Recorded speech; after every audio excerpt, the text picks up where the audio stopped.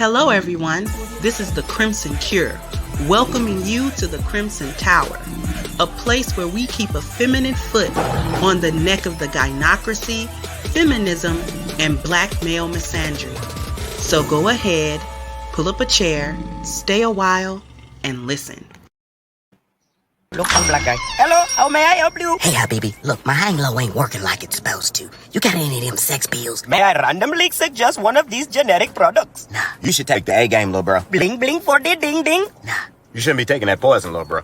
Here, try one of mine. Yes, right. A game will make a girl give you her credit card number. It is very true. Plus, it's an all-natural solution for men. Not like these gas station pills gonna make your manhood shrivel up and fall off. Oh my golly, he's right. A-game is an all-natural solution for men. And you take it and it give you energy and libido and your vitality will be out the roof. I feel it kicking in already. I'm gonna go home and show my girl. Okay, but don't forget to drink 16 to 32 ounces of water. Hey, baby. Ooh, look who brought their A game. And the A is for apocalypse, cause I'm about to blow your back up. Ow! Ooh, I love it when you bring your...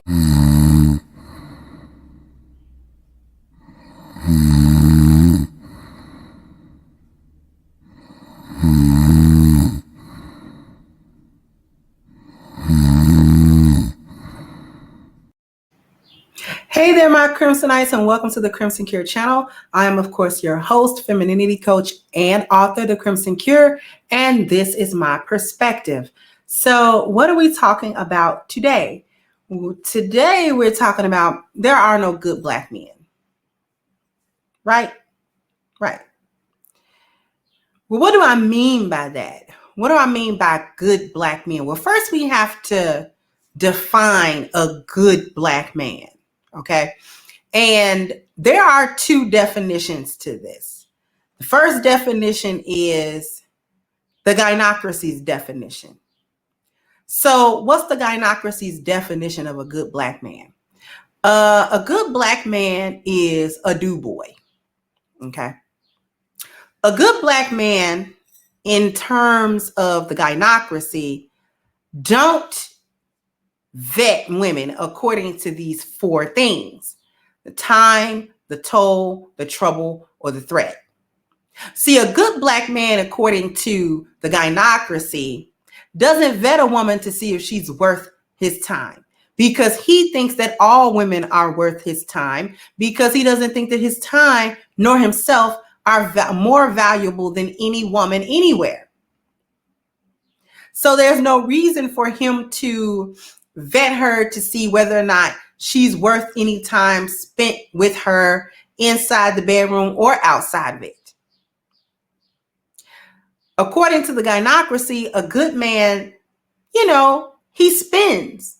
He doesn't vet her to see whether or not she's worth him spending his money and spending, his energy and all of these other things on her, because see, a good man in the eyes of the gynocracy thinks that all women are worth the toll.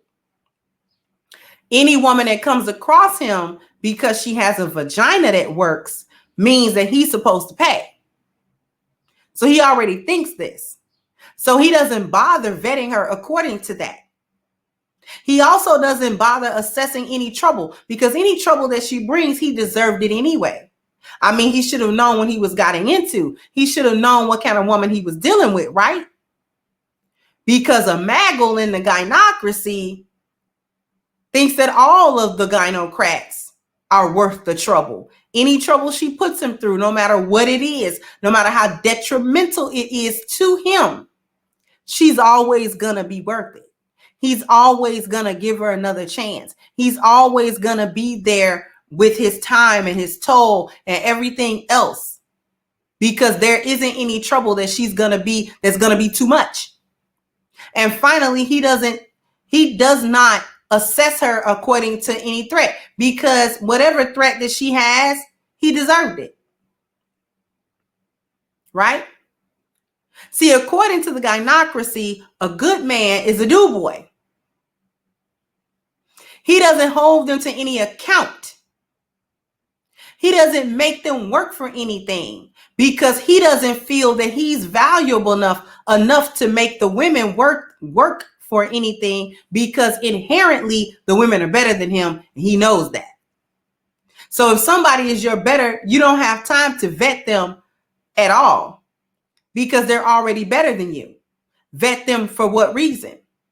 So it's cap when gynocrats say there aren't any good men, because there is a whole plethora of maggles and do-boys that they can pick from. The only problem with it is they don't respect or like those men, because hyenas never respect any male hyena from any clan for any reason. Ever. But when they define good man, that's the type of man that they're talking about. A man that does anything that they want them to do. Spend any kind of money that they want them to spend. Spend any kind of time that he wants to spend. Doesn't mind whatever kind of chaos she brings to his life. Doesn't mind whatever type of threat she brings to him. He's always going to be there. He's always going to be her safety net. He's always going to love her. He's always going to cherish her and treasure her no matter what state she's in. He's never going to hold her to account for the state that she's in. He's never going to bring any system, order, and structure to her. He's never going to bring any leadership to her. He's never going to try to have any order with her. He's going to live in chaos with her. Dwayne Wade is a good man, according to the gynocracy, because he does whatever Gabrielle Union tells him to do. Whatever her little heart desires, that's what he's gonna do. He's a good man. He happens to be rich. But there are plenty of Dwayne Wades out here in these streets that gynocrats can pick from, and they do pick from them. They pick them in the form of Build-A-Bears. They pick them in the form of all of F-19s the world over. These are good men, according to the gynocracy. A man that doesn't hold you to anything, lets you be and do whatever you're going to be and do, and he doesn't question you. He doesn't have any objections to you. He doesn't check you over anything because he doesn't have anything to check you with. These are good men. So I'm going to need the gynocrats to knock it off with saying that there aren't any, because you're with these men every day. Again, the only problem is you don't respect these men at all. The only men that you respect are men that offer these four things at minimum. Men that offer provision. And what is provision? Provision means he produces masculine light, so he has masculinity. He's giving him the ability to look ahead and or prepare in advance. That's his foresight. He generates stability in the form of ideas, supplies, food, finances, clothing, housing, etc. Women need men for this. Men do not need women for this. And as we can see at the top of this chart, it says the essence of male nature. This is the essence of male nature. It's not the full encompassing of every part of his nature, but these are the four things that men come equipped with regardless. And women seek these four things. What's the next thing? Problem solving. His ability to think in linear and analytical fashion, to be able to dissect and resolve issues efficiently. His problem solving saves time, minimizes wastes of energy, money, etc. He necessitates order out of confusion and chaos and brings a sense of peace. Number 3 is protection. Includes shielding from harm by confronting danger that also in the form of the very structure he creates and provides that covers in his physical absence or in a hostile environment. This includes rules and guidelines that he sets. And finally, procreation, which is physical intimacy, ranging from affectionate touches and words to sexual intercourse. Any and all expressions of love, care, or support. The creation and raising of his children with his values and the culture of his household. As we can see, if you look above and below the little icons, you can see that in 3 of the 4 areas, it says women need men, men don't need women, except when you get to procreation. It says women need men, men need women. Now, the gynocrats are going to get upset because they are not needed for a man to perform provision, problem solving, or protection. See, a gynocrat gets mad because you're in your masculine energy. And what you heard me say was men don't need you for anything, which is untrue. You're just not needed to be in masculine space with him. But in the world of a gynocrat, that's not a good man. He's not a good man because he's going to hold her to account. A man that's bringing those 4 P's is also going to bring leadership. He's also going to bring system, order, and structure. And he's also going to vet her according to these 4 things. He's going to try to make sure that she's worth his time in the first place. He's not going to be spending money all over town, buying her this, buying her that, doing this, that, and the third, without first trying to understand whether or not, or ascertain whether or not she's even worth him talking to in the first place. Because men that actually have something to offer, which at base minimum are those 4 P's, are also a man that sees value within himself inherently. See, he doesn't automatically think that a hyena is better than him. He doesn't automatically think that because he himself is not a male hyena. He's not a maggle. He's a man. So he's going to see if she's worth the investment of time in the first place, which is tied actually to procreation. Or is she worth the time that it even takes to have sex with her in the first place? And is she worth any time outside of that? Let's say I do decide that she's worth procreating with. Maybe I also decide she's not worth talking to after that. And a man that has vetted a woman according to the time is also going to move to the next step. If she's worth time, she might also be worth the toll. I might actually take you for a date. You see, this man is vetting because you only vet when you see value in yourself and when you don't accept just anything. And men that see value within themselves and that exude that value don't just accept women as they are, no matter what shape she's coming in. Doesn't accept that. He's going to see if you are worth time and effort. Are you worth tolls and dates and gifts and money? Are you worth any of those things? What kind of trouble are you bringing? You can't just bring all manner of chaos into his life and think he's supposed to accept that and think he's supposed to be like, oh, well, it don't matter. She fine. So what you find?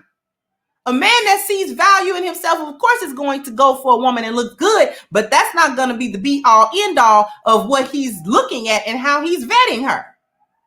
You can't just show up fine and then produce chaos in my life and think you're going to be okay. It's not going to happen. Because the more trouble you bring, the more chaos you bring, the more of a threat you potentially are to me. And I, as a man of value, he has something to lose.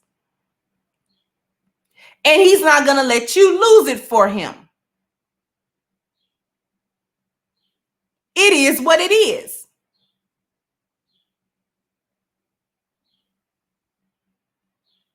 So it's cap for black women to sit up and say there are no good men. There are plenty of good men. Plenty of men that have value within themselves and who vet women accordingly because he's doing something called the 4 P's. He's coming with this out of the gate. These are the basis of his masculinity. And he's coming with that from the start. So if he's coming with his masculinity from the start, you're going to have to come with your femininity from the start. And all of that showing up any old kind of way with a bunch of mouth, a bunch of attitude, a bunch of chaos, and no intention of submitting yourself down to an order, that's no go. that's going to be a no-go. That's going to be a no. You have to knock that one off. Plenty of good men. These are the good men, ladies. The men who are going to hold you to some type of account because he has a reason to hold you to an account. He's got something to hold you with. When you get around him, you see he is a man of standards. You see he is a man with a value system. You see he is a man that thinks of himself in a certain way and carries himself in a certain way and lives his life a certain way. And you're going to have to match that or go away. You're either going to have to match him or get out. You can exit stage left, like for real. You really can. So I'm going to need all the ladies to knock it off. Talking about there aren't any good men. There just aren't any men that come with the 4 Ps, but also come with a little bit of maggle in him. So he don't hold you to no type of account. He'll never say nothing to you. That's not going to happen. That man does not exist. So you either going to deal with the male hyenas and the simps and the Jonathans and be okay with that, or you're going to have to get yourself into some type of order to come over here with some men that's actually about something. Because if he's about something, he's going to make you be about something. You're not going to be able to come outside in your house shoes and your bonnets representing him. And that's for sure. So sound off in the comment section. Are there any good black men? What do you think? Are these the good black men, the men who are going to hold you to account? Or is it the other way around? Good black men are the ones who are going to do what you want them to do, how you want them to do it, when you want them to do it, and they don't hold you to any account at all. So sound off in the comment section for me. Like, share, and subscribe to the channel if you have not. Once again, I am your host, The Crimson Cure, and this was my perspective. Bye-bye, Crimsonites. Hey guys, please like, share, and subscribe to the channel and hit the notification bell. And if you've got more to say on the topic, leave a comment down below. Also, don't forget to support our sponsor who so graciously supports this channel by clicking the description box and the link for A-Game at agameherbal.com. You can go ahead and get a 10% discount off of your next purchase using the code Kendra10. This has been yet another Crimson Cure production, and I'll catch you guys on the next one.